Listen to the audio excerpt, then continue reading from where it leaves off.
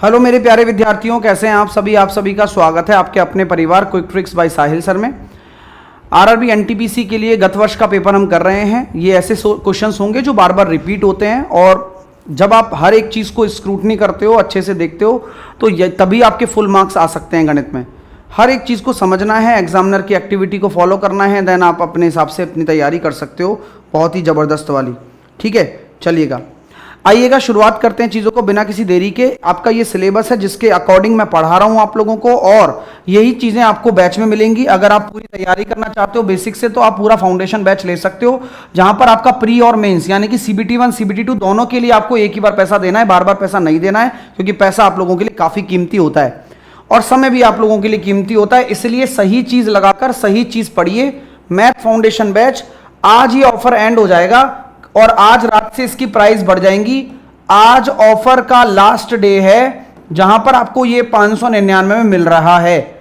इसके बाद आपकी जो प्राइस है वो बढ़ जाएंगी, ये आपको मैं बता देता हूं। 10 तारीख आज लास्ट है। अगर आप आरआरबी लेते हैं तो उसके साथ प्रैक्टिस बैच भी आपको मिलेगा इतने में। इन सब की प्राइस कल आपकी अपडेट हो जाएंगी, बढ़ जाएंगी। अभी जो आपकी प्राइस चल रही है 599, 499, 399, इनमें आप ग्रैब कर सकते हैं अपने कोर्सेज को। बिगनर बच्चे आरआरबी बैच को ले लें, और जिनका बेसिक ठीक ठाक है वो एटीएम बैच ले लें। ठीक है, और आरआरबी बैच में जुड़ जाएं आप लोग। एप्लीकेशन को डाउनलोड कर लेना, क्विक ट्रिक्स बाय साहिल सर एप्लीकेशन को। अगर कोई दिक्कत है तो वहीं से सारे कोर्स मिल जाएंगे आपको। आइएगा, 31 नंबर हम क्वेश्चन से शुरू करते हैं। बोला गया है कि दिए गए आरेख से पहले 3 वर्षों में बिकी कारों की कुल संख्या अंतिम 3 वर्षों में बिकी कारों की कुल संख्या के बीच का अंतर कितना होगा, बताओ। पहले 3 वर्षों में, पहले 3 वर्ष कौन कौन से हैं? 2013, 2014 और 2015। और लास्ट के 3 वर्ष कौन से हैं? 2016, 2017 और 2018। अंतर पूछा गया है, तो यहां पर हम ये कह सकते हैं कि ये 150 है, यहां पर हम ये कह सकते हैं कि ये 100 है, यहां पर हम ये कह सकते हैं कि ये 250 है। तो जवाब कितना आ गया भाई? 400, 500, 500 हो गया। और यहां पर कितना आ रहा है? 100, और ये हो गया 300, और ये हो गया 300। तो यहां पर नोटिस कर रहे हो आप 500 और ये 700। तो 700 में से अगर आपके 500 चले गए तो जो अंतर आ रहा है वो 200 का आ रहा है। अंतर जो आ रहा है वो 200 का आ रहा है। तो 200 आपका राइट आंसर हो जाएगा। और ये एक डीआई का क्वेश्चन है। आप काफी डीआई आजकल पूछी जा रही हैं, तो आपके पेपर में भी खूब डीआई आती हैं भर भर के, ये बात ध्यान रखना। अगला प्रश्न आपकी स्क्रीन पर है, देखिएगा। सुनीला के पास रोटियां बनाने के लिए इतना आटा है। यदि रोटी की रेसिपी में लिखा है कि उसे रोटी के लिए एक पेड़ा बनाने के लिए इतना आटे की आवश्यकता है, एक पेड़ा इतने किलोग्राम का है और टोटल आटा इतना है उसके पास, तो कितने पेड़े बना सकती है? निकटतम पूर्ण संख्या तक गणना करनी है। तो जब आप इसको सॉल्व करोगे तो कुल मिलाकर कितना हो गया? टोटल 9 चौके 36 और एक 37/4 किलोग्राम। और एक लोफ, एक जो पेड़ा बना हुआ है उसका वजन कितना है? 9/8 किलोग्राम। तो कितने लोफ बनेंगे? 37/4, 9/8 का भाग कर दो। हल करने पर 4 से काटा आपने इसको 2 बार, 37 × 2/9, 74/9। तो मेरे हिसाब से निकटतम पूर्णांक के हिसाब से 9, 8, 72। तो केवल 8 ही आपके पेड़े बन पाएंगे, 9वां पेड़ा नहीं बन पाएगा। पूरे जो पेड़े होंगे, अगर आप इतने इतने किलोग्राम के आटे के पेड़े बना रहे हो, तो इस तरह के 8 पेड़े ही बन पाएंगे।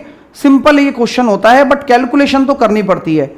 ये क्वेश्चन कौन से चैप्टर से है, कोई बता सकता है?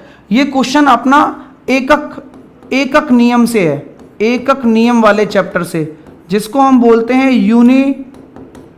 Unitary method. एकक नियम को हम बोलते हैं यूनिटरी मेथड।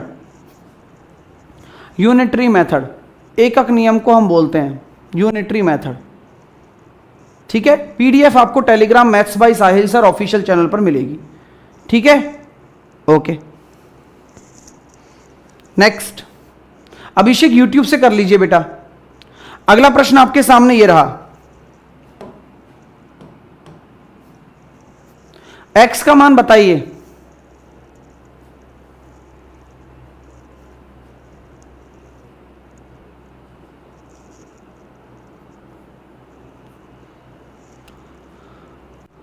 एक्स का मान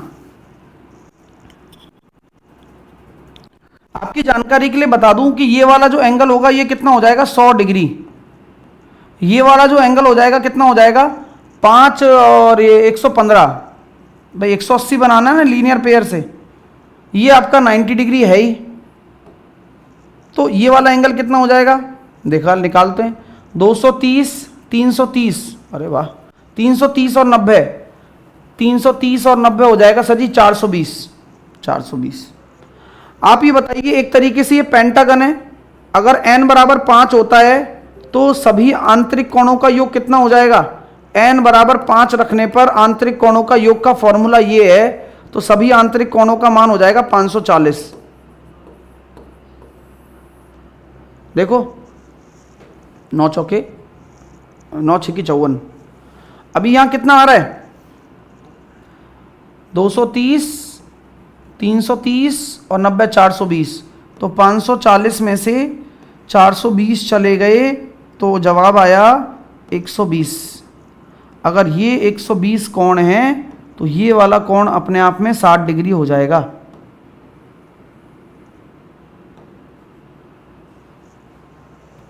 ये वाला अपने आप में 60 डिग्री हो जाएगा। ये वाला अपने आप में 60 डिग्री हो जाएगा। क्यों हो जाएगा, रैखिक कोण युग्म से, रैखिक कोण युग्म से हो जाएगा। कोई डाउट है तुरंत बता दिया करो, क्योंकि यही सब प्रश्न बार बार आने वाले हैं, कॉन्सेप्ट रिपीट होने वाले हैं और बहुत अच्छे प्रश्न हैं। अब यहां एक तगड़ा चीज क्या था कि आप ये पहचाने कि ये 5 भुजाओं से बनी हुई आकृति है और 5 भुजाओं से बनी हुई आकृति के सभी कोणों का योग निकालना आना चाहिए। ये फॉर्मूला आपके दिमाग में हो और आप इस फॉर्मूले को लिख लो, ये ध्यान रखना। फॉर्मूला दिमाग में होना चाहिए और इसको लिख लो दिमाग से, ठीक है। अगला क्वेश्चन देखिएगा, ये भी एक डेटा इंटरप्रिटेशन का क्वेश्चन है जो आपके सामने लिया गया है। देखिए,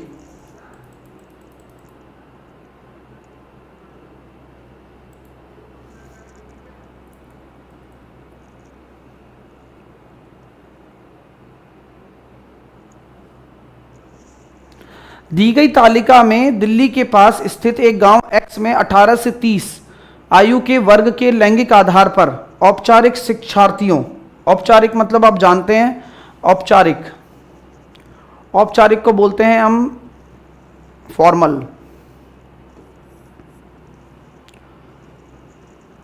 अनौपचारिक शिक्षार्थियों और निरक्षरों की संख्या को दर्शाया गया है।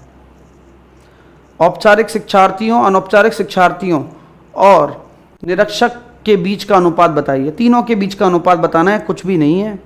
पहले तो इनको जोड़ लीजिए। सर जी ये हो गया सर 9 और 2 11, 8 और 1 9, 8 और 5 13 और 14 143। और ये कितना हो गया, 4 और 9 और 3 12, 10 और 1 11, 312। तो 91, 143 और 312।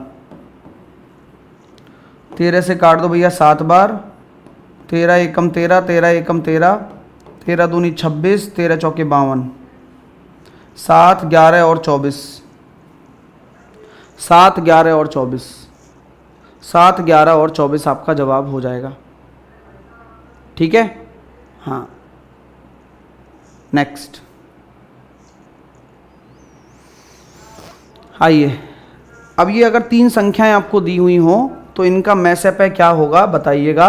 इनका एचसीएफ क्या होने वाला है, हाईएस्ट कॉमन फैक्टर क्या होने वाला है। अगर ये 3 संख्याएं आपको गिवन हों तब इनका मैसअप है क्या होगा, जवाब दीजिए। समय शुरू करता हूं 25 सेकंड के लिए।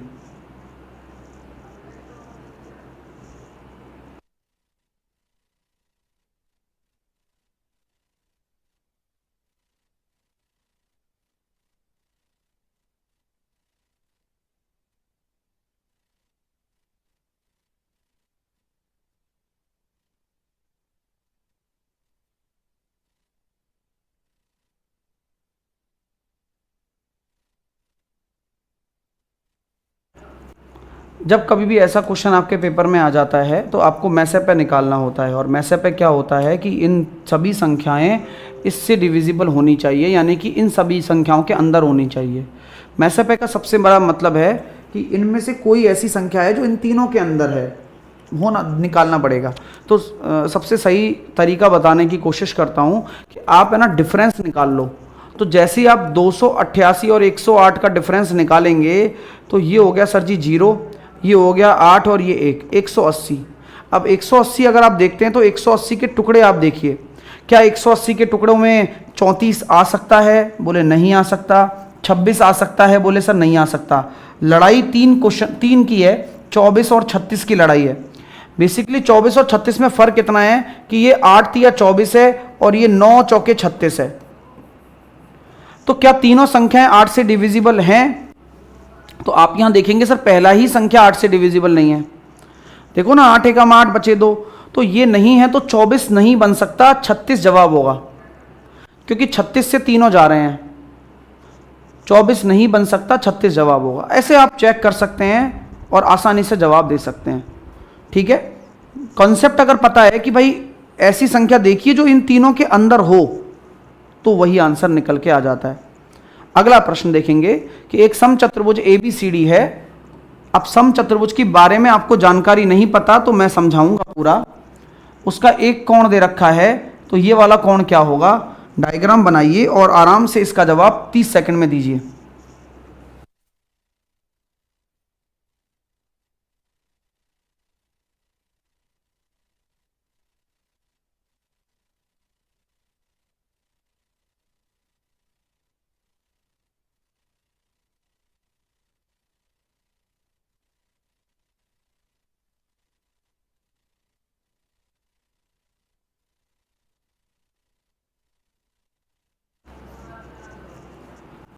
समचतुर्भुज की बात हम कर रहे हैं, तो समचतुर्भुज की बात यही है कि ABCD अगर एक समचतुर्भुज है तो ये A है, ये B है, ये C है, ये D है। तो आपसे क्या बोला जा रहा है यहाँ पर कि आपका जो एंगल ACB है, ACB वह 40 है। कौन सा कोण है? ACB वह 40 है। हो गया 40। अब अगर आप समचतुर्भुज की बात कर रहे हो और ये एंगल आपने देख लिया कि ये 40 है, ADB कितना हो जाएगा? ये वाला एंगल आपको निकालना है, ADB। ये भी डायगोनल वाला एंगल है। ADB कितना हो जाएगा? ठीक है, अब मैं आपसे एक चीज़ पूछता हूँ, बस उसका जवाब आप देना कि समचतुर्भुज के जो विकर्ण होते हैं दोस्तों, वह एक दूसरे को 90 डिग्री पर काटते हैं। इसके बारे में भी आपको प्रॉपर जानकारी होनी चाहिए। ये जो विकर्ण होते हैं ये आपस में एक दूसरे को बराबर भागों में विभाजित करते हैं। जैसे कि ये इसको बराबर भागों में विभाजित करेगा, ये बराबर भागों में विभाजित करेगा, ये O हो गया। ठीक है सर, अच्छी बात लगी यहाँ तक। और साथ के साथ एंगल बाइसेक्टर भी होते हैं, जैसे कि ये 40 है ना, तो ये भी 40 ही होगा। मैं जो बातें बोल रहा हूं उनको सुना करो। ये 40 है तो ये भी 40 होगा, ये एंगल बाइसेक्टर होते हैं। तो ये 90 है, ये 40 है, तो ये वाला कोण क्या हो जाएगा मेरे भाइयों? ये 90 है, ये 40 है, तो ये वाला कोण क्या हो जाएगा? 130, और ये हो गया 50। तो ये वाला भी कोण क्या हो जाएगा? 50। ठीक है, और बताऊं, आमने सामने वाले कोण बराबर होते हैं। हाँ, जैसे कि ये 80 है तो ये भी 80 और ये 100, और पैरेलल होते हैं तो 180 हो गए अपने आप ही। तो ये वाला एंगल होगा 50। एंगल बाइसेक्टर भी होते हैं ना। चलिए केशराज, कूपन कोड बेटा आपको कल मिलेगा, क्योंकि कल प्राइस बढ़ जाएगी बैच की। आज आपकी प्राइस कम है, वो बिना बिना कूपन कोड के डायरेक्ट ऑफर चल रहा है। ठीक है, अगला क्वेश्चन करिए। आर का वह मान ज्ञात कीजिए ताकि पहली आर विषम प्राकृत संख्याओं का जो औसत है वो इतना के बराबर हो जाए। अब बताओ, है ना क्वालिटी? आप में से आधे से ज्यादा बच्चे तो इस क्वेश्चन को समझ ही नहीं पाएंगे। ये बहुत इंपॉर्टेंट क्वेश्चन है, दोबारा रिपीट होगा ये, ट्राई करिए एक बार।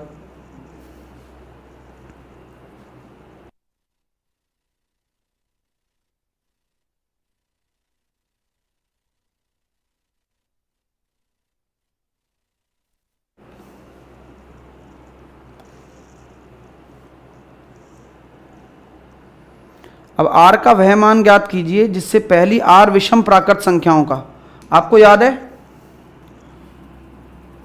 फर्स्ट n और नेचुरल नंबर का एवरेज क्या होता है, किस किस को याद है? और नेचुरल नंबर का औसत क्या होता है? औसत किसी को याद है?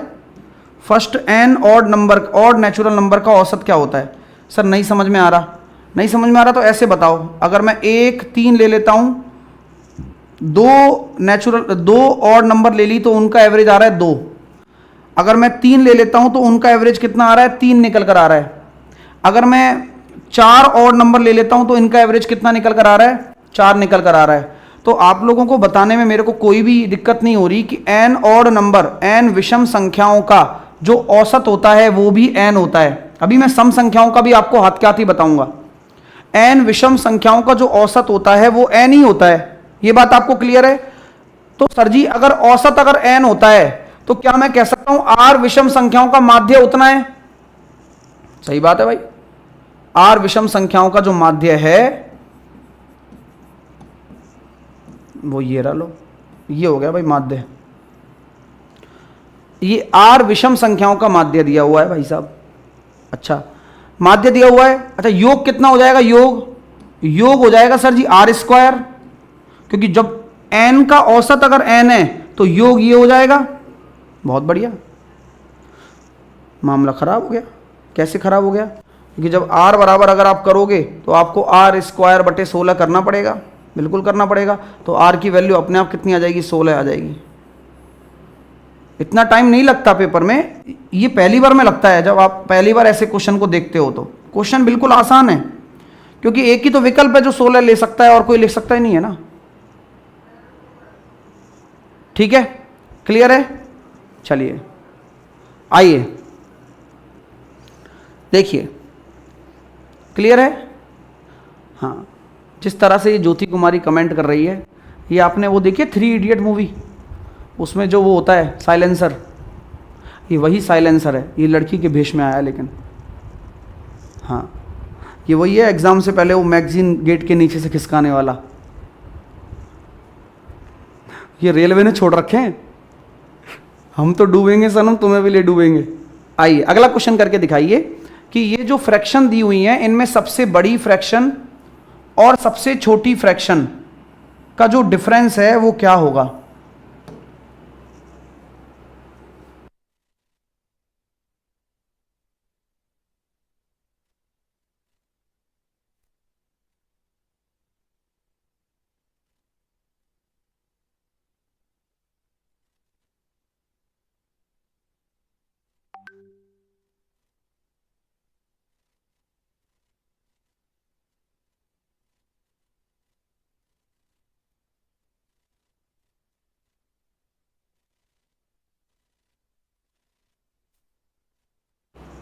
अब सबसे बड़ी भिन्न और सबसे छोटी भिन्न कैसे निकालेंगे ये बताओ?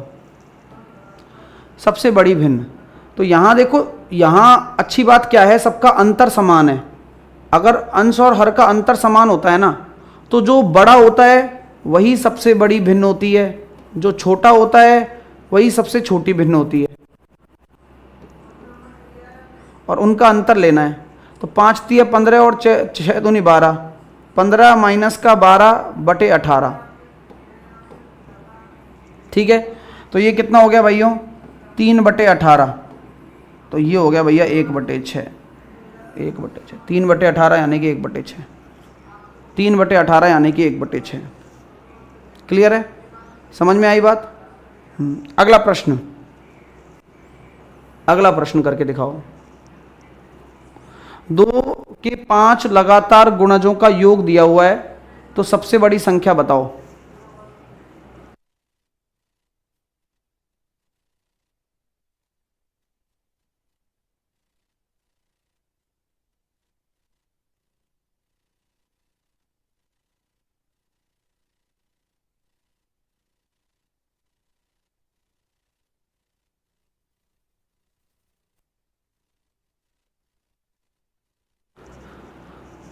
दो के पहले 5 गुणजों का योग दिया हुआ है, दो के पहले 5 गुणजों का योग दिया हुआ है, तो सबसे बड़ी संख्या इनमें क्या होगी, ज्ञात कीजिए। सबसे बड़ी संख्या क्या होगी? क्वेश्चन 1 नंबर है। मैं आपसे कहना चाहता हूं कि मतलब अमेजिंग है, मतलब 2 के पहले 5 गुणज हैं और हमें नहीं पता कौन कौन से हैं, बट हम इतना जानते हैं कि अगर प्रथम 5 गुणज लगातार दिए हुए हैं, क्रमागत हैं, मतलब लगातार हैं, तो अगर आप इनका एवरेज निकालोगे तो एवरेज कौन सी संख्या होगी, यानी कि तीसरी संख्या। पहली संख्या ये हो गई, दूसरी संख्या ये हो गई, तीसरी संख्या ये हो गई, चौथी संख्या ये हो गई और पांचवी संख्या ये हो गई। बात समझ में आ रही है क्या? चलो, तो हम यहां कह सकते हैं सर 5 एकम 5 बचा 1, 5 तिया 15 और 5 दूनी 10, 132। 132 भी 2 का गुणज है, मैं मानता हूं। इसीलिए अगर हम ये कहते हैं कि अगर आप क्रमागत की बात कर रहे हो सर, तो सबसे बड़ी संख्या पे आप कहां चले जाओगे?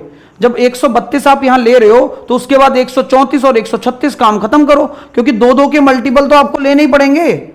हाँ भाई, आप कंटिन्यूस थोड़ी ले रहे हो, लेकिन आपको लेना तो 2-2 का मल्टीपल पड़ेगा ही पड़ेगा, क्योंकि 2 के तो गुणज है ही ना ऑलरेडी। वो ये 130 और ये 128।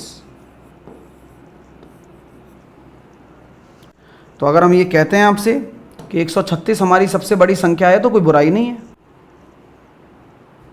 सारा खेल लैंग्वेज का है। लैंग्वेज में दम बना रहेगा तो आपकी मैक्सिमम संख्या निकल के आने में आपको कोई तकलीफ नहीं होगी, मुझे ऐसा लगता है। ठीक है, चलिए। लार्जेस्ट सर 8 लड़के और 12 लड़कियां एक साथ मिलकर एक प्रोजेक्ट पर 5 दिन के लिए पूरा कर सकते हैं। यदि एक लड़के को अकेले इस प्रोजेक्ट को पूरा करने में 50 दिन लगते हैं, तो एक लड़की को अकेले इस प्रोजेक्ट को पूरा करने में कितने दिन लगेंगे?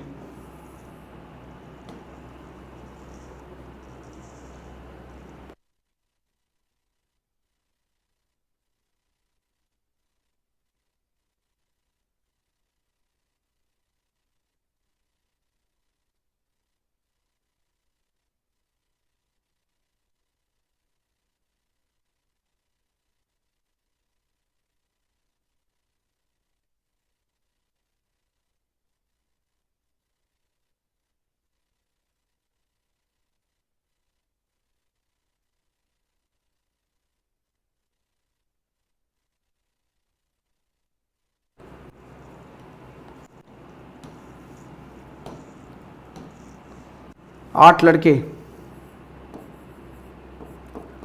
12 लड़कियां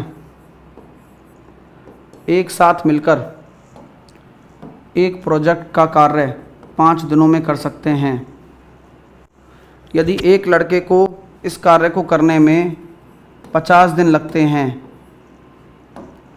ठीक है, देखिए, तो क्या हम ये कह सकते हैं 8 लड़के 12 लड़कियां, 5 से काटा, 12 लड़कियां बराबर 2 लड़के, लड़कियां और लड़के 1/6। ठीक है, अगर हम टोटल वर्क की बात करें तो टोटल वर्क कितना हो जाएगा? बॉयज़ की एफिशिएंसी 6 और ये 50, 6 × 50। ठीक है। एक लड़की को अकेले इस प्रोजेक्ट को करने में कितने दिन लगेंगे? एक लड़की को, तो एक की एफिशिएंसी का डिवाइड कर दो, 300 लगेंगे, 300 लगेंगे। क्लियर है भाई? समझ में आ रही है बात आपको? चलो अगला करके दिखाओ। कॉन्सेप्ट क्या है बताओ? एक से एक क्वेश्चन है और हर कॉन्सेप्ट रिपीट होगा, ये बात समझ लेना।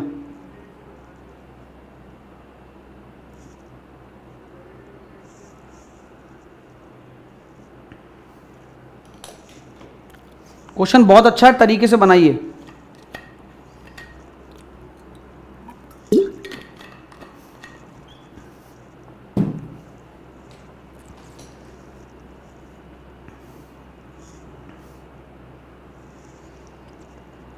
वह छोटी से छोटी संख्या ज्ञात करिए जिसे 5 से विभाजित करने पर शेषफल 0 बचता है, लेकिन 4 से विभाजित करने पर शेषफल 1 बचता है और 6 और 7 से विभाजित करने पर शेषफल 5 बचता है। अब ऐसी संख्या को आप कहाँ से लाओगे बताओ?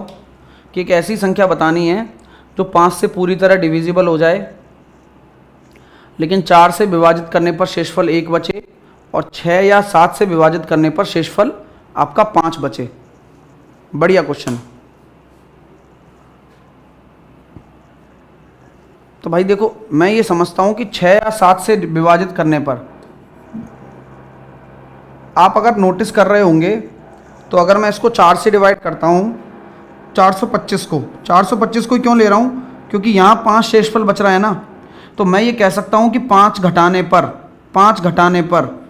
घटाने पर संख्या 7 से जानी चाहिए। तो क्या 445 जा रहा है? 7×42 नहीं जा रहा। क्या 425 जा रहा है? क्या नहीं जा रहा। क्या 420 जा रहा है? क्या हाँ जा रहा है ना। क्या 395 जा रहा है? चेक करता हूं। 7×5 नहीं जा रहा। तो आंसर केवल इकलौता सी बचेगा। सबसे अच्छा तरीका है, और ये मैं समझाने के लिए बता रहा हूँ, बाकी करने के लिए तो आप भी 5 सेकंड में कर लिए होंगे। हाँ सर, मुझे ट्रिग्नोमेट्री नहीं आती, बिल्कुल बेसिक से कहाँ से करूँ? मेरी वीडियो से कर लो, पूरा कवर हो जाएगा। और अभी टाइम लग रहा होगा कि भाई मैं बस कमेंट ही करता रहूँगा साल भर इसी चीज़ का, कब करूँगा, तो बाकी बात अलग है।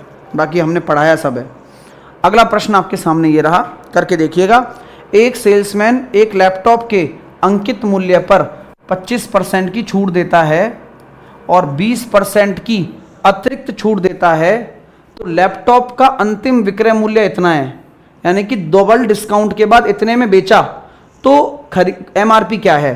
कौन सा केस लगाओगे ये बताओ मुझे कमेंट करके, और उसके बाद आंसर दो। मैं आपका समय देता हूं।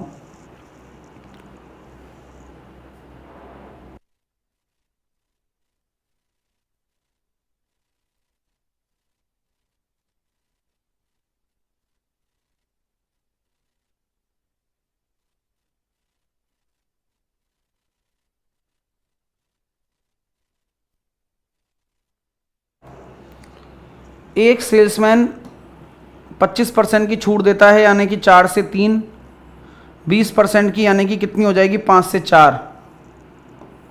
ठीक है, तो यहां हम ये 4 से 4 अगर काट दें तो 5 आपकी कितनी हो गई? MRP हो गया, और 3 आपका क्या हो गया? सेलिंग प्राइस हो गया। तो 3 बराबर आपका 18,000 है, 1 बराबर आपका 6,000 है, तो ये हो गया सर जी 6×5 30,000। 6×5 30,000 हो गया, 30,000। ठीक है, क्लियर है? 6×5 30,000 हो चुका है। क्लियर है भाइयों? कोई दिक्कत तो नहीं आई? इसी को कहते हैं सक्सेसिव केस। डबल डिस्काउंट लग रहा है, लगा दिया। हाँ, लगाना आता है? नहीं आता तो एक बार सीख लो। अतिरिक्त बोला जाए या क्रमागत बोला जाए तो इसका मतलब ये सक्सेसिव होता है। 20% का मतलब है 1/4, यानी कि 4 में अगर 1 का डिस्काउंट दे दूंगा तो 3 हो गया। 20% का मतलब है 1/5, 5 में अगर 1 का डिस्काउंट दे दूंगा तो 4 हो गया। तो जवाब मिल गया। क्रॉस काट सकते हो आप। ठीक है, चलिए अगला करिए। वह छोटी से छोटी पूर्ण वर्ग संख्या ज्ञात कीजिए। मतलब वह छोटी से छोटी पूर्ण वर्ग संख्या ज्ञात करनी है जो कि 2, 5, 7, 8 और 10 में से प्रत्येक से पूरी तरह विभाजित हो जाए। बड़ा बढ़िया क्वेश्चन है। क्या ये पूर्ण वर्ग हो सकता है? क्या ये पूर्ण वर्ग हो सकता है? क्या ये पूर्ण वर्ग हो सकता है? भाई क्वेश्चन ही खत्म कर दो ना। मतलब इतना बेकार क्वेश्चन पूछा गया है जिसकी कोई हद नहीं है। हाँ, क्यों नहीं है हद?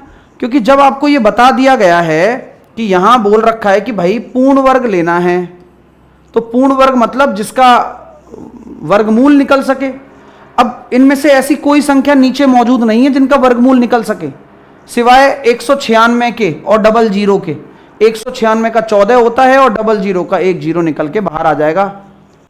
अगला प्रश्न आपके सामने है और वही दिमाग लगाएंगे अपन, है ना, कि वह सबसे बड़ी संभव लंबाई बताइए जिसे 220, 260 और 300 की लंबाइयों को पूरी तरह मापने के लिए लिया जा सकता है। मान लीजिए कि कोई एक लंबाई नापने वाला आदमी है, तो वह किस लंबाई का एक छड़ी लेकर चले जिससे कि वो इतने इतने सेंटीमीटर की एक साथ ही नाप दे। 3 अलग अलग छड़ी की उसे जरूरत नहीं होनी चाहिए। ठीक है, चलिए तो यहां पर हम ये कह सकते हैं, इस क्वेश्चन का जवाब आप दीजिए 15 सेकंड में।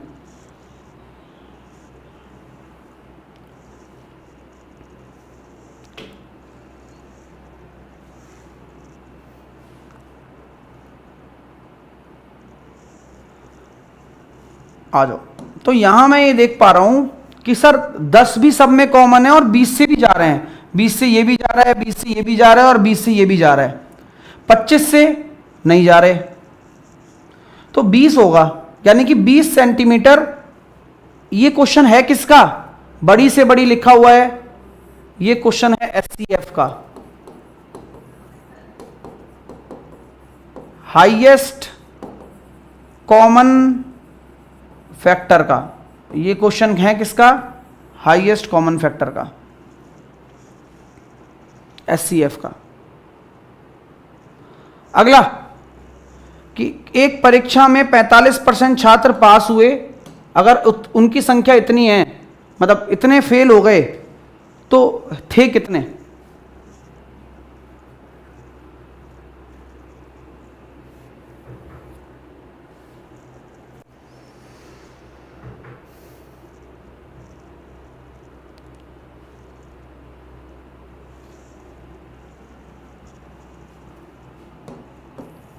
एक परीक्षा में 45% छात्र क्या हुए? उत्तीर्ण हो गए। 45% का कितना मतलब होता है सर? 9/20 होता है, ठीक है ना, 9/20 होता है। 20 अगर आपके टोटल हैं, ये अगर आपके पास हुए हैं, तो फेल का डेटा कितना है? 11 अनुपात, और 11 अनुपात बराबर कितना है? 79750। 11 से काटा 11 7 77, 11 दूनी 22, 11 पंजे 55। तो परीक्षा में भाग लेने वाले छात्रों की संख्या कितनी है? सर देखो 20 अनुपात है, तो 72 50 गुणा 20, 5 दूनी 10, 2 दूनी 4 और 1 5, 7 दूनी 14। तो जवाब आ गया सर जी 1,45,000। जवाब आ गया सर जी 1,45,000। कितना आ गया? 1,45,000। चलिए अगला करिए, करिए 20 सेकंड में।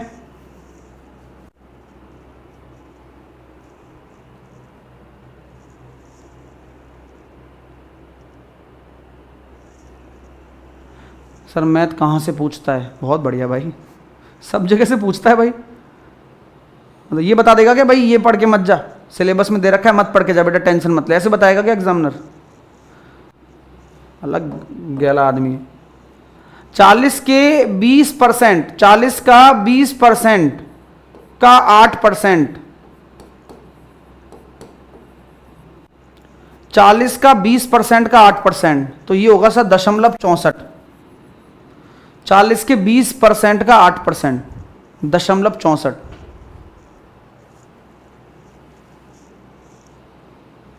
अगला करिए कि यदि x² - 1 इस दी गई पूरी एक्सप्रेशन का एक फैक्टर है, तो x की घातों के गुणांकों के बीच का संबंध क्या होगा? क्वेश्चन बढ़िया है, ट्राई जरूर करें। सर नहीं आएगा मैं सिखा दूंगा, अच्छा क्वेश्चन है, स्टार बना लेना, है ना, स्टार बना लो। समय शुरू करते हैं 25 सेकंड का। हाँ मतलब ये डायरेक्ट सिलेक्शन लेना चाहते हैं, ये बातें पूछ पूछ के। इतना दिमाग अगर ये पढ़ाई में लगा लें तो सिलेक्शन हो जाए इनका भाई साहब।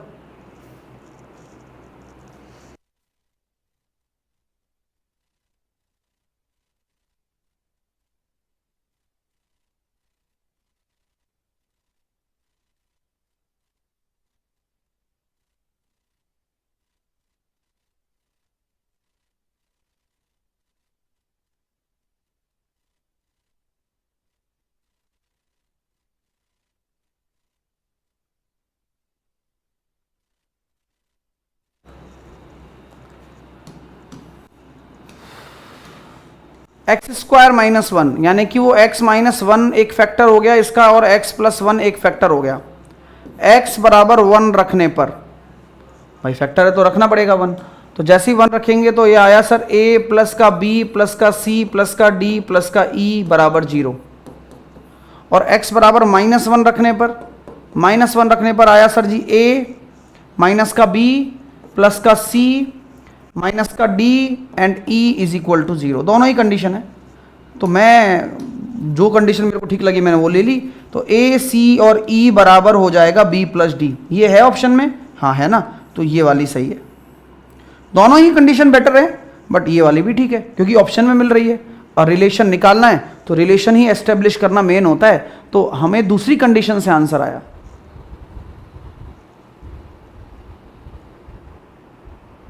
ठीक है, क्लियर है, समझ में आ गया बात? आपने एक चीज नोटिस करी, जैसे कि राजन कुमार नाम से था तो शुरू में इसका नाम ज्योति था, फिर इसका नाम हीरालाल किया। तो ये मतलब ये लड़के ऐसे होते हैं जो काम करते हैं किन के लिए, अलग अलग टीचर्स के लिए काम करते हैं ये लोग। सच बता रहा हूँ, आप जिन टीचर्स के नीचे ऐसे कमेंट देखोगे ना, जैसे हजार कमेंट देख रहे होते हो कि यार बहुत अच्छा पढ़ा रहे हो सर, मज़ा आ गया, आपसे ही गणित पढ़ने का मन करता रहता है, या आपसे ही पढ़ने आपके कोर्स लेने का मन करता रहता है, ये वही बच्चे हैं। सावधान रहिएगा, मैं सच बात बोलता हूँ, देखो मैं फेक बात बोलता ही नहीं। ये उन्हीं के लिए बिजनेस करते हैं ये लोग। अब यही बंदा अपन को 2 गाली भी देकर जाएगा अगर किसी को, अगर इसका कोर्स बिकवाना होगा ना कि फलाना टीचर अच्छा है उसका कोर्स ले लो, ये पैसा लेकर ये काम भी करते हैं। हाँ, जैसे किसी भी टीचर को नेगेटिव करना होता है तो ये काम भी करते हैं ये लोग। अब इन्होंने कितनी आईडी बना रखी है सोचो, अजीब बात नहीं है क्या? और अपन तो सामने के सामने देख रहे हैं अभी। तो ये यही तो होता है कि भाई किसी 10-15 आईडी बनाकर रखते हैं लोग और यही काम करते हैं दिन भर। हाँ, अब ये कह रहे हैं सर ये समझ में नहीं आया। बेटा समझने का कुछ है ही नहीं ना। ये अगर इसका फैक्टर है तो आपको क्या समझाया गया है कि भाई a plus B, a minus B, इसके 2 फैक्टर होंगे।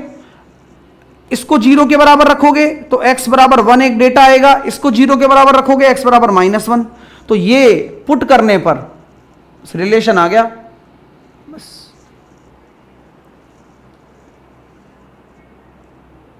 हाँ,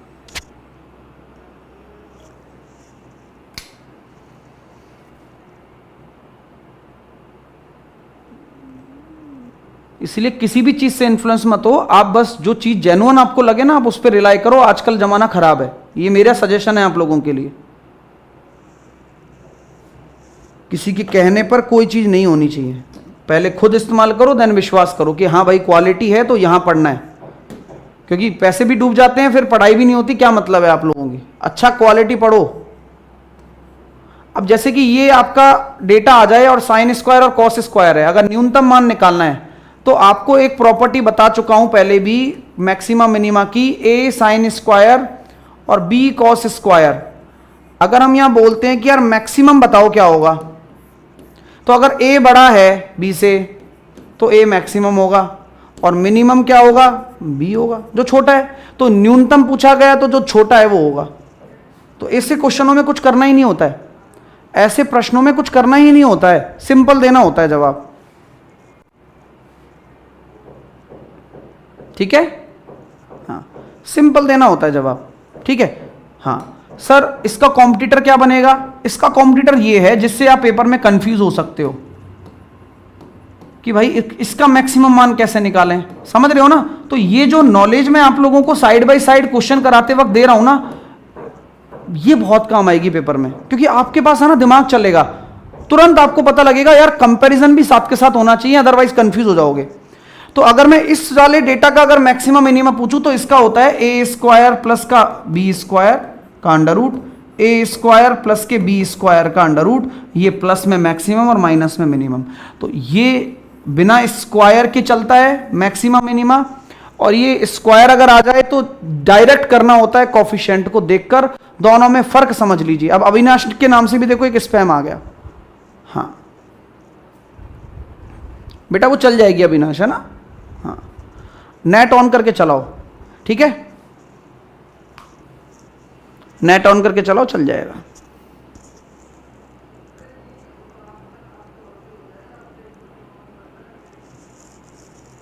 सर मुझे गुलशन यादव सर ने भेजा है, 1000 इनकम है पर डे की। अच्छा, यही काम करवा लो भाई सब बच्चों से, ज़िंदगी ख़राब कर दी वास्तव। करो।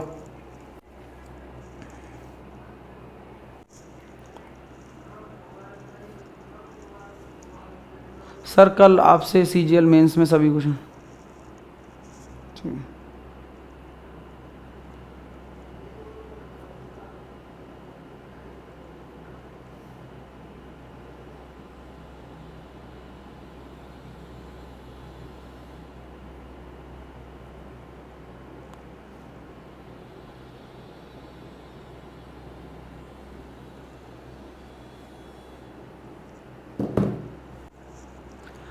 पी एक समांतर चतुर्भुज ए बी सी डी की भुजा B C.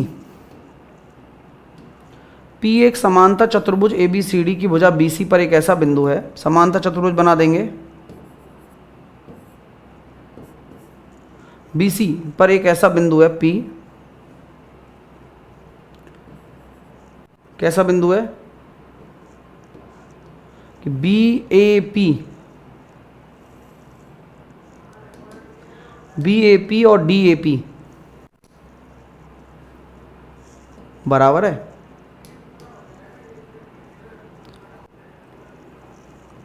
B A P, question तो बढ़िया है भाई। थोड़ा इसको ऊपर ले लूँ, पी बिंदु को थोड़ा यहाँ लो, है ना, थोड़ा लगे भी तो सही ना।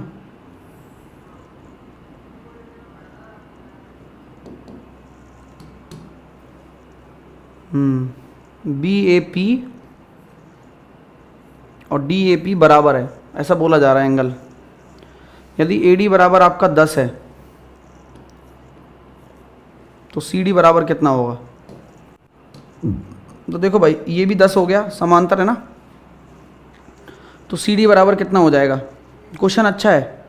अब हर कोई इस क्वेश्चन को नहीं कर पाता, थ्योरेटिकल क्वेश्चन है और पेपर में आया हुआ है आपके, तो परेशानी आप लोगों को हो सकता है हो जाए एक बार को, लेकिन क्वेश्चन का कंसेप्ट जब देखोगे तो मज़ा आएगा। आप ये जानते हैं कि जब एंगल बाइसेक्टर भी है सामने वाला तो बीपी और पीसी कितना हो जाएगा? ये 5-5 हो जाएगा, क्योंकि समांतर भुजाएं हैं लेकिन मध्य मिलाएगी तभी तो एंगल बाइसेक्टर बन रहा होगा। This is angle bisector. ठीक है दोस्तों, कोई दिक्कत? अच्छा, डी ए पी और ये क्या नाम है अपना, ए पी बी, ये अल्टरनेटिव एंगल है।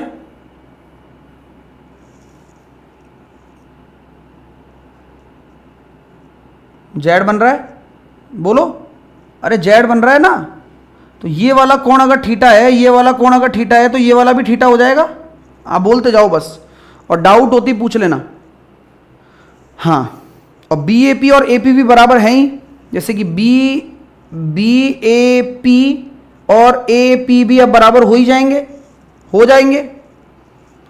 इसके सामने का अगर 5 है तो इसके सामने का भी 5 हो जाएगा।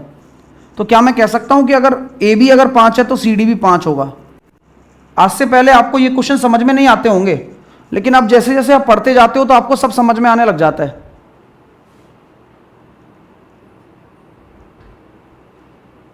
Is it clear my dear?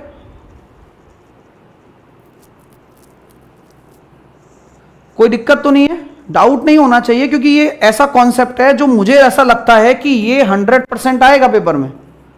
100% ये क्वेश्चन रिपीट होगा। क्यों? क्योंकि इस क्वेश्चन में कुछ है नहीं ना, 10 की जगह 20 कर देगा, 25 कर देगा, उसकी मर्जी है। तो आंसर क्या होगा? आधा हो जाता है, लेकिन हो तो जाता है आधा। देखिए आप,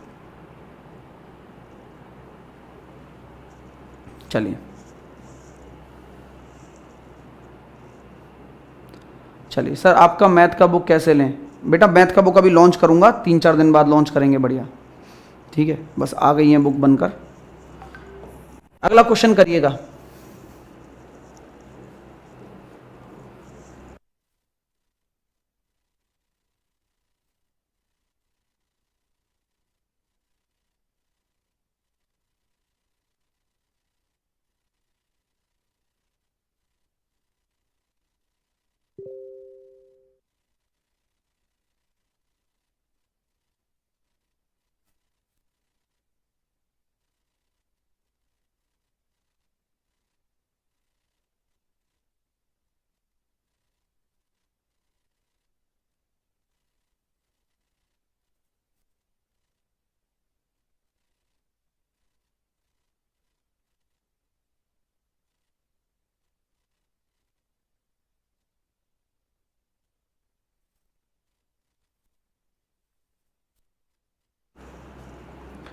दो अंकों की वह संख्या ज्ञात कीजिए जिसके अंकों का योग 8 है और उसमें अगर 36 जोड़ दें तो मूल संख्या के अंकों को उलटने पर प्राप्त संख्या के बराबर होती है। तो देखो कॉमन सेंस वाली बात है, 36 जोड़ने पर, यानी कि ये आपकी ओरिजिनल नंबर है, सुनना मेरी बात,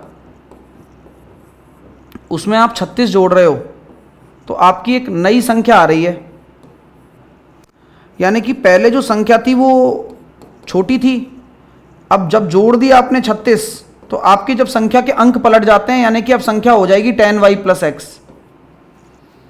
तो आप बस मुझे इतना बता दो कि नई संख्या बड़ी है या पुरानी संख्या, सिंपल क्वेश्चन पूछा है मैंने आपसे, आप बस मुझे इतना बता दो कि नई संख्या बड़ी है या पुरानी संख्या। और हाँ, आप ऑप्शन के थ्रू मत जाओ, अभी ऑप्शन के थ्रू तो मैं सिखा ही दूंगा, पहले जो मैं काम सिखा रहा हूं वो काम महत्वपूर्ण है, वो ज़्यादा इंपॉर्टेंट काम है। हाँ, तो आप बस मुझे बताओ कि ओरिजिनल संख्या बड़ी है या नई वाली, और ये मैं अभी लिख के बता रहा हूं, कल को जब मैं क्वेश्चन आपको कराऊंगा इस पर तो मैं आपको उंगलियों पर कराऊंगा, ये बात समझ के चलना, इसीलिए मेहनत करवा रहा हूं। तो सर नई वाली बड़ी है, तो नई वाली बड़ी है तो यहां बड़ा कोफिशिएंट किसका है, y का, तो नई वाली बड़ी होती है ना, तो जो डिफरेंस होता है वो हमेशा 9 गुना होता है और 36 के बराबर हो जाएगा, क्योंकि जोड़ने पर घटाने पर यानी कि डिफरेंस। तो अंकों का जो अंतर आ रहा है वो 4 आ रहा है और अंकों का योग कितना है, 8 है, तो y कितना हो जाएगा, 6, और x कितना हो जाएगा, 2। तो आपकी जो ओरिजिनल संख्या मानते हैं xy, तो वो आपकी हो जाएगी 26, ओरिजिनल संख्या आपकी 26 होगी। तो दो अंकों की वो ओरिजिनल संख्या आपकी 26 होने वाली है। तो कल को अगर हम ये कह सकते हैं आपसे कि कल को अगर आपके सामने क्वेश्चन आ जाए कि भाई साहब 2 अंकों की संख्या बताओ जिसमें 36 जोड़ने पर, तो क्या आप तुरंत पहचान जाएंगे, क्या क्या पहचान जाएंगे कि जो संख्या आप देने वाले हो वो छोटी होगी।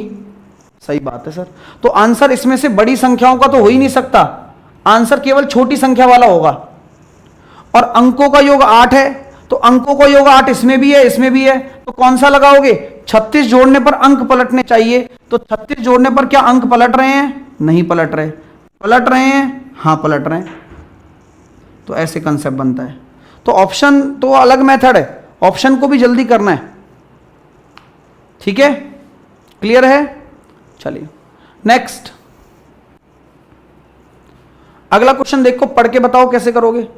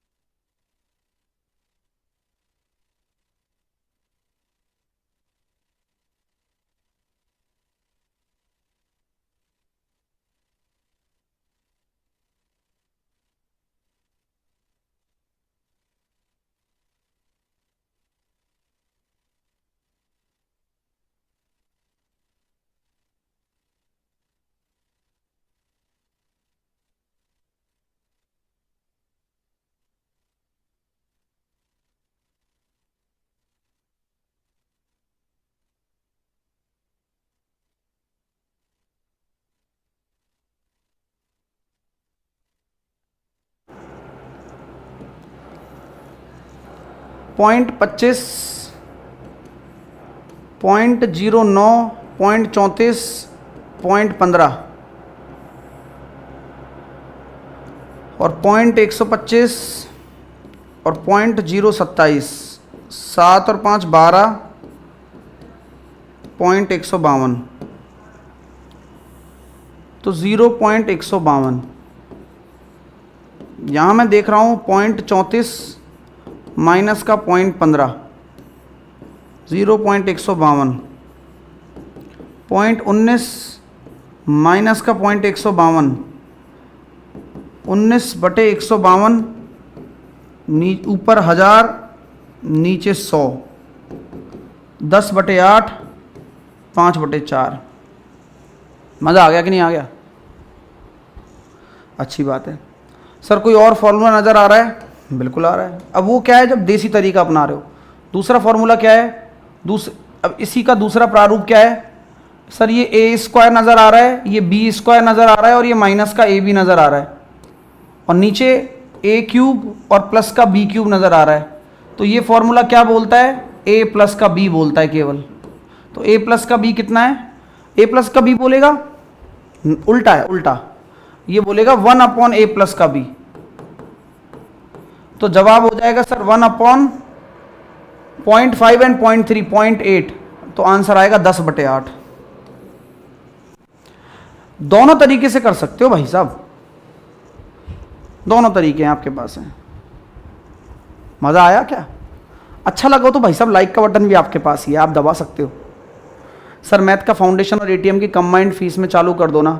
अच्छा आइडिया है नरेंद्र, मैं सोच रहा था, अभी मैंने जस्ट सोचा, ये आपने बोला था ना, मैंने सोचा कि एक फाउंडेशन विद एटीएम जिसमें प्रैक्टिस भी मिल जाएगी, कर सकते हैं, सोचते हैं इस बारे में, ठीक है ना। हाँ टेंशन मत लो, अभी पढ़ाई पर ध्यान दो। और जिनको फाउंडेशन लेना है ना, वो आज लास्ट ऑफर है, वो आप ले लेना, ठीक है। अगला प्रश्न आपके सामने ये रहा, ये लीजिए, करके दिखाइएगा।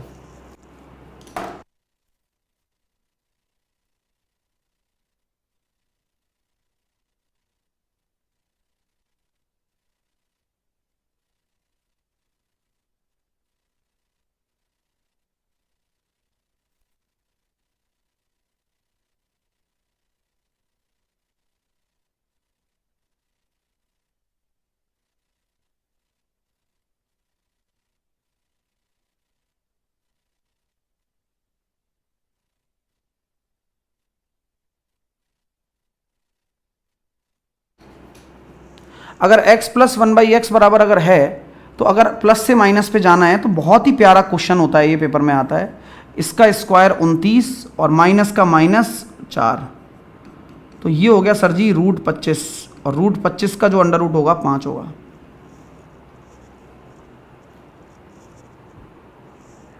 अगला करिए, एक शंकु के बारे में बात की गई है, तो शंकु का टोटल सरफेस एरिया क्या होगा? क्वेश्चन अच्छा है और ये पेपर में आया भी हुआ है। एनटीपीसी वाले को क्वेश्चन को कॉपी करके सीपीयू में डाल दिया, सोचो आप। तो आप अपने एनटीपीसी के पेपर को हल्के में मत लिया करो, क्योंकि इसके क्वेश्चन भी कॉपी हो रहे हैं बेटा। अभी जो सीजीएल चल रहा है ना, अभी सीजीएल के एग्जाम हो रहे हैं, उसका मैं आपको पेपर कराऊंगा, है ना। जो भी मेरे से पढ़ रहा है ना स्टूडेंट, मैं बताऊंगा उसको, पेपर कराऊंगा एक बार। मैं गारंटी दे रहा हूं, आपके अगर एक नंबर भी कट जाए ना, तो आप नाम बदल देना मेरा, और बताओ आप, एक नंबर भी कट जाए तो सीजीएल के पेपर में। हाँ अभी आने दो पेपर भाई, एग्जैक्ट जब आंसर की आ जाएगी ना, तब उस टाइम कराऊंगा आपको। और अगर अभी भी आप पेपर देने जाओ ना, तो 24 क्वेश्चन तो आराम से करके आओगे 25 में से, 23-24 क्वेश्चन। ये मेरा मतलब, मेरे को खुद को ही लगता है, ये रियल बात बता रहा हूं, ट्रस्ट करो। कि सर जी अगर टोटल सरफेस एरिया की बात की जा रही है शंकु की, तो शंकु का जो टोटल सरफेस एरिया होता है वो होता है πr_l प्लस πr², πr को कॉमन ले लिया l प्लस r। तो क्या हम ये कह सकते हैं सर, पाई r की वैल्यू r/4, तिर्यक ऊंचाई मैंने ले ली 4l और r की वैल्यू r/4, बस जो है वो रखनी है। तो भाई साहब बोलो हाँ जी, हाँ जी सर बोलिए हाँ जी। तो सर जी ये हो रहा है जी 16l प्लस r। बाकी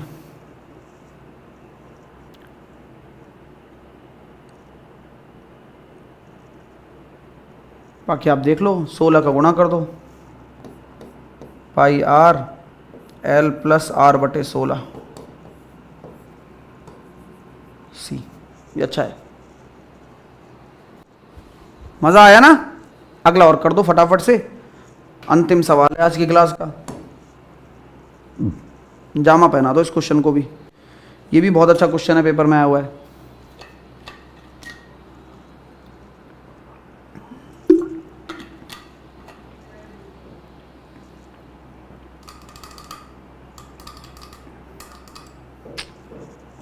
सर 23 करके आया हूँ सर, डीसीटी का एक क्वेश्चन टाइम, अरे यार डीसीटी का क्वेश्चन गलत कर दिया।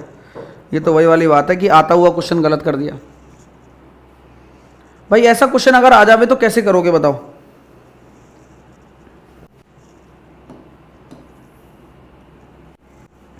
Sign 78 cos 132। कॉस 132 को क्या लिख सकता हूं मैं? सर जी ये साइन 78 है,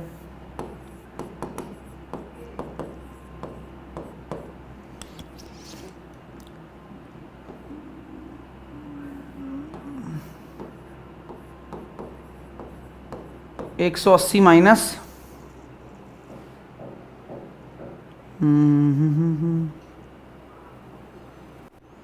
अब देखो कितना मस्त है।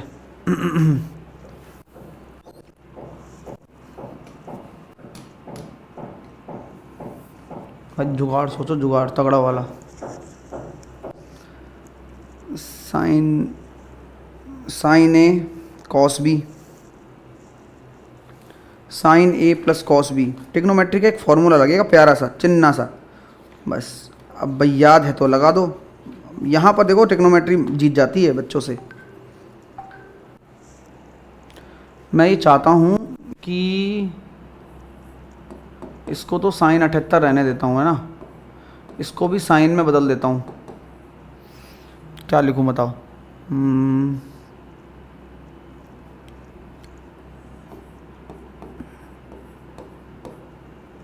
8 हो गया 40 48, ऐसे लिखो, कॉस लिखो इसको, कॉस।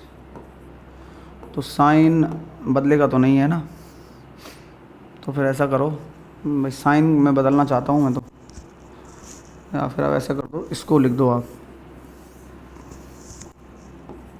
कॉस 2 हो गया 80 12, कॉस 12 कॉस 132। अब मेरे दिमाग में एक आइडिया आ रहा है जो कि मैं निकाल सकता हूँ, और आपको नहीं आएगा ये क्वेश्चन, मुझे पता है भाई, अभी नहीं पढ़ा आपने तो कहाँ से आएगा। तो cos A plus cos B, cos A plus cos B का फॉर्मूला याद है? तो वो होता है sir 2 cos A plus B by 2,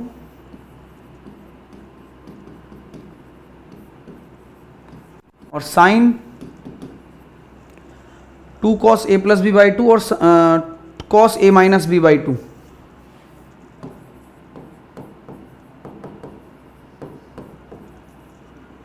ये फॉर्मूला काम आ सकता है थोड़ा। 2 कॉस ए प्लस बी हो गया कितना? 144 बटे 2 72, कॉस 72, और कॉस ये हो जाएगा सर जी 120 कॉस माइनस 60। समझ रहे हो बात को?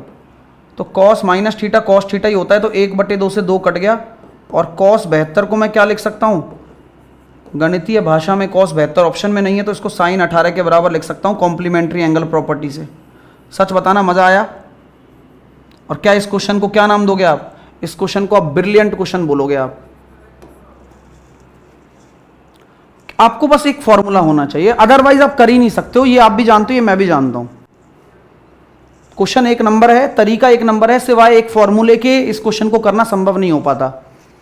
उम्मीद करता हूं मजा आया होगा पढ़कर। यार कैसा लगा आप सच बताइएगा। लाइक शेयर आपको करना है दबाकर इस सेशन को, और रेगुलर मेहनत करा रहा हूं मैं तो 11 बजे। बाकी के क्वेश्चन हम कल करेंगे, जो कि हम रेगुलर करते हैं, जो बच जाते हैं उन क्वेश्चनों को कल करते हैं। मिलेंगे आपसे जब इन कल क्वेश्चनों को करेंगे। साथ के साथ आज ऑफर का अंतिम दिन है बेटा। अगर कोई भी स्टूडेंट मेरे साथ तैयारी करना चाहता है, मैं ईमानदारी वाली तैयारी कराता हूं, थोड़ी स्ट्रिक्ट तैयारी होती है। मुझे ऐसा लगता है कि मैं उसी तरह का टीचर हूं जैसा टीचर होना चाहिए। आप सभी लोगों को क्विक ट्रिक्स बाय साहिल सर एप्लीकेशन पर जाना है। 10 तारीख का आपका लास्ट है आज, मतलब कल मैं प्राइस बढ़ा दूंगा, आप भी जानते हो इस बात को। अगर आप आरआरबी बैच के साथ एटीएम लेना चाहते हो तो केवल मात्र 1999 में मिलेगा, लेकिन मजा आ जाएगा आपको। सर मैं तो मैथ फाउंडेशन लेना चाहता हूं, ले लो। साइंस लेना चाहते हो ले सकते हो, रीजनिंग लेना चाहते हो ले सकते हो, जनरल अवेयरनेस लेना चाहते हो ले सकते हो। जाइए, आज लास्ट है, फिर उसके बाद ये मौका नहीं आएगा, ये बात ध्यान रखना। आएगा भी तो टाइम लग जाएगा, इतने सिलेबस कवर कर लोगे आप। तो इतनी कंजूसी ना करते हुए अच्छा क्वालिटी कंटेंट पढ़ने आप आइए, क्वालिटी कंटेंट पढ़ने आइए। अदरवाइज बेकार कंटेंट तो आपको हर जगह मिल जाएगा, वहां पर पैसा वेस्ट होता है और सिलेक्शन भी नहीं होता है, ये मैं बता देता हूं। रेलवे रिकॉर्ड ब्रेकिंग बैच में आप जुड़िए मेरे साथ सिलेक्शन के लिए। एटीएम बैच एक प्रैक्टिस बैच है। अगर आपका बेसिक अच्छा है ना, और अगर आपने एटीएम से प्रैक्टिस कर ली, तो भी हम 100% सिलेक्शन का आपको दावा करते हैं। क्यों? क्योंकि इसमें इतना प्यारा बैच चल रहा है ये प्रैक्टिस के लिए, जिस बच्चे के लिए, और लास्ट में हमें इसको भी देना है आपको। जो बच्चे अभी पहले बेसिक पढ़ लें, उसके बाद लास्ट में ये भी आपको करना ही है, क्योंकि आप देखोगे ना जब पढ़ोगे तब आपको बहुत अच्छा लगेगा पढ़ने के बाद। लेकिन ठीक है। तो आप बढ़िया जुड़ो, एप्लीकेशन पे जुड़ो, कोई दिक्कत नहीं आनी है। पेड कोर्स में जाओगे, आरआरबी लेना आरआरबी लो, सब्जेक्ट फाउंडेशन लेना है वो ले सकते हो आप। अगर अलग से आप जनरल अवेयरनेस लेना चाहते हो वो भवानी सर का भी ले सकते हो आप, ठीक है। तो आप मेल आईडी पर मेल कर सकते हो अगर कोई क्वेरी है, या फिर आप कॉल कर लो, व्हाट्सअप कर लो, है ना। इन नंबर पर आपके कॉल व्हाट्सअप लग जाएंगे। 10 से 6 बजे के बीच में ये नंबर एक्टिव रहते हैं, आपके रिप्लाई मिल जाएंगे आपको। अगर नहीं भी मिलते हैं तो मेल कर दिया करो, ठीक है। तो लाइक करना, कमेंट करना और शेयर करना वीडियो को, ये आपकी जिम्मेवारी बनती है। चैनल को सब्सक्राइब कर लीजिए अभी, जिससे कि आप लोग हमारे साथ कंटिन्यू बेसिस पे जुड़ सको। बेल आइकन दबा लो भाई, ठीक है। हाँ, बेल आइकन दबा लो, जिससे कि अभी 3 बजे मैं गोल्डन रूल वाला सेशन लेकर आने वाला हूँ 3 PM पर। Okay, all the best. जय हिंद, जय भारत।